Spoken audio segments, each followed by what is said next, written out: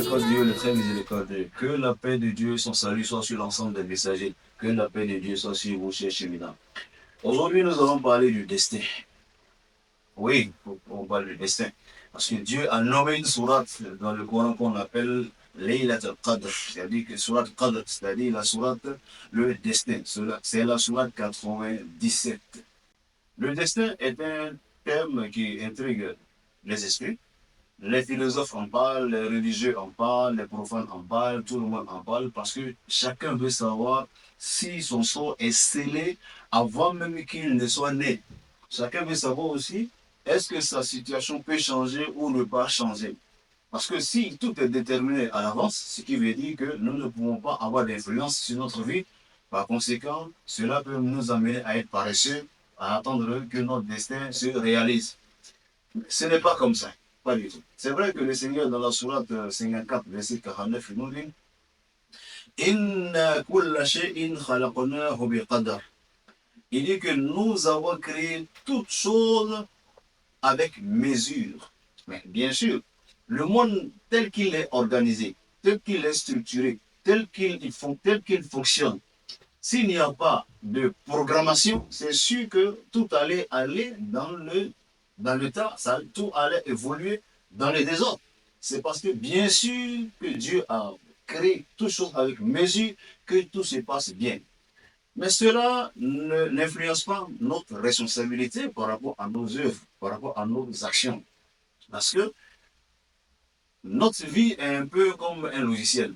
Le meilleur logiciel est ce qui a programmé en avance tous les résultats. Nous sommes aujourd'hui à l'ère moderne. Nous connaissons, nous avons les ordinateurs, nous savons ce que c'est qu'un logiciel. Ça programme les résultats en avance. La combinaison dépend de toi. Qu'est-ce que tu fais? Qu'est-ce que tu ne fais pas? Qu'est-ce que tu mets en priorité? Qu'est-ce que tu ne mets pas en priorité? Où est-ce que tu t'orientes? C'est ce qui va déterminer le résultat, n'est-ce pas, de ton processus. C'est à ce niveau-là que nous sommes responsables chez Mina. Nous sommes dans un monde de rationalité, de responsabilité. Ouais, il faut le dire. Mais il y a certaines choses qui nous échappent et nous le savons très bien. Nous avons Spinoza qui nous dit, il dit, l'homme est conscient de ses désirs, mais il est inconscient de ce qui les détermine. Évidemment, lorsque vous êtes assis comme ça et que vous avez envie de boire un yaourt, ben, l'envie est là, mais vous ne savez pas ce qui a déterminé cette envie. C'est ce que Spinoza dit. Donc il y a des éléments dans cette vie-là que nous ne maîtrisons pas du tout, du tout. Le jour de notre naissance, l'endroit de notre naissance, nous ne maîtrisons pas. L'endroit et le jour de notre mort, nous ne maîtrisons pas cela non plus. Mais le destin est un élément de foi. Parce que lorsque l'islam l'aborde, il aborde sur la base de la foi. Parce que le croyant est celui-là qui est dans l'acceptation, c'est ça, hein, qui est aussi dans la recherche de la perfection. Et il sait qu'en se référant à Dieu, il peut arriver à la perfection. C'est pour cela que le Seigneur nous dit dans le Coran, Inna Allah la yughayyiru ma bi qawmin hatta yughayyiru ma bi anfusihim. Dieu ne change pas l'état d'un peuple tant que ce peuple-là ne change pas lui-même son propre état. Quelque part, il nous dit Inna Allah la yughayyiru bi ni'matin an'amaha ala 'abdin hatta yughayyiru ma bi anfusihim.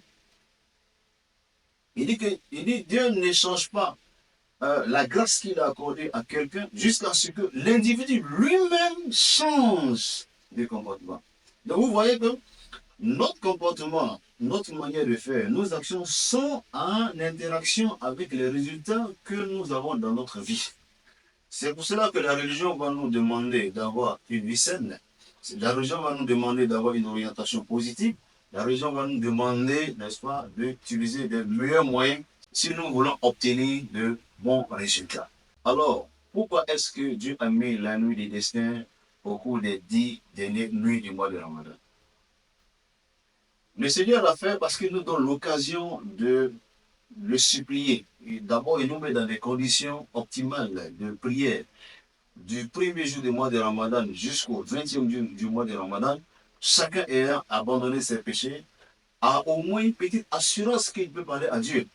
Parce que n'oubliez pas que le péché nous empêche de parler à Dieu parce que ça nous fait douter de notre relation avec Dieu. Donc du coup, lorsque tu te sens dans la sainteté, tu ressens une certaine confiance de lui adresser une prière. Au point même quand tu constates que ta prière n'est pas exaucée comme tu veux, tu te plains parfois, tu dis Seigneur, je te prie tous les jours, mais jusque-là, tu ne changes pas ma situation. Pourquoi? Parce que tu as eu une assurance. Donc le Seigneur a mis ça dans le mois de Ramadan pour permettre aux individus de pouvoir se purifier et maintenant venir lui poser les doléances. C'est au cours de cette nuit-là, le Seigneur va prendre les décisions d'administration de son monde. C'est son monde, ça lui appartient. Qui va vivre au cours de cette année? Qui va mourir? Qui aura euh, tel résultat ou tel résultat? Le Seigneur va prendre cette décision-là au cours de cette nuit-là. C'est normal. Et dans la sourate 44, il nous dit quoi? Inna anzalnahu fi laylatin mubarakan, inna kunna mundirin. Et nous avons fait descendre le livre saint au cours de cette nuit bénie, car c'est nous qui l'avons fait descendre. Fiha yufraku kul amr hakim. Il est au cours de cette nuit bénie, nous élaborons tous les actes d'administration de l'année. Donc, comment est-ce que le Seigneur va fonctionner? C'est ce qu'il fait. Et dans la sourate 97, il nous تنزل الملائكة والروح فيها بإذن ربهم من كل أمر. Il dit au cours de cette nuit, l'ange Gabriel descend avec les recommandations divines qu'il va effectivement, n'est-ce pas, signifier à tout le monde. On ne le voit pas, mais chacun a pour lui. Il a été demandé à l'ange de la mort, comment est-ce que tu fais pour savoir que la vie de quelqu'un est finie? Il dit, il suffit que je regarde son front, parce que chaque année, on met l'étiquette sur le front des uns et des autres. À partir de cette étiquette, il sait que ta vie est finie et il s'apprête à venir recueillir ton âme. Alors, parlons encore du destin.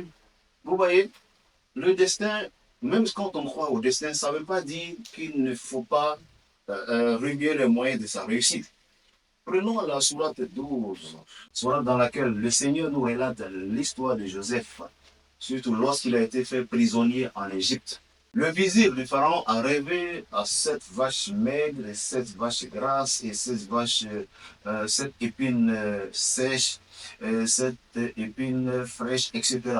Alors, lorsqu'il a expliqué son rêve à ceux qui étaient autour de lui, ceux-ci ont trouvé que c'était un rêve banal, tu vois, banal.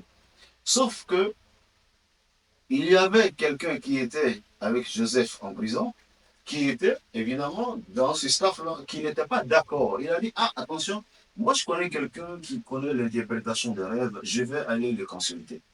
Donc quand il est venu, il a expliqué le rêve à Joseph.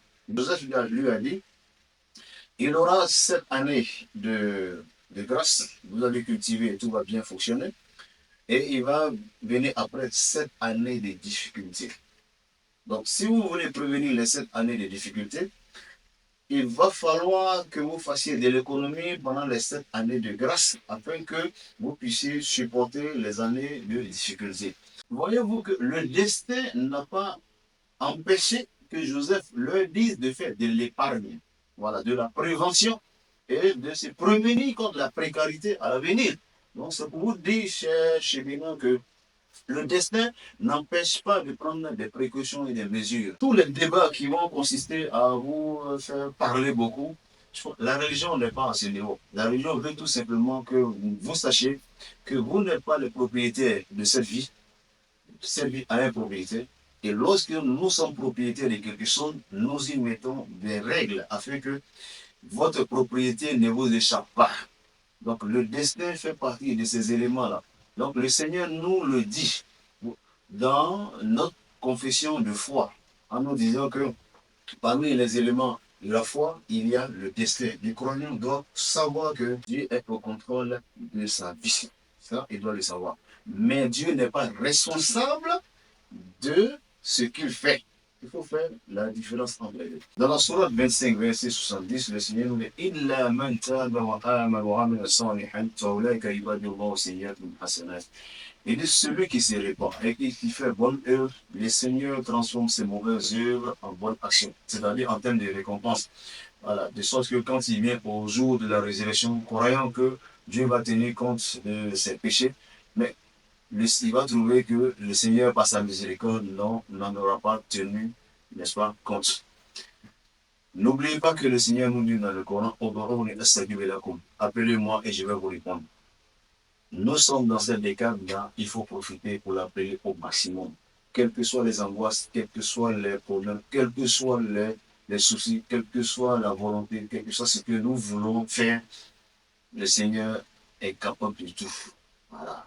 Tout est dans la vie et tout est possible. Mais sachez aussi en tant que croyant que Dieu ne fera que ce qui est bon pour nous tant que nous nous sommes confiés à lui. Sur ce, que le Seigneur nous inscrive de bons destins, qu'il nous inscrive, n'est-ce pas, de meilleures choses qui puissent nous arriver et qu'il nous épargne les épreuves que notre foi ne peut pas supporter et qu'il nous pardonne nos insuffisances et nous accorde longue vie et il nous accorde beaucoup d'autres ramadan. Sur ce, que la paix de Dieu soit sur vous.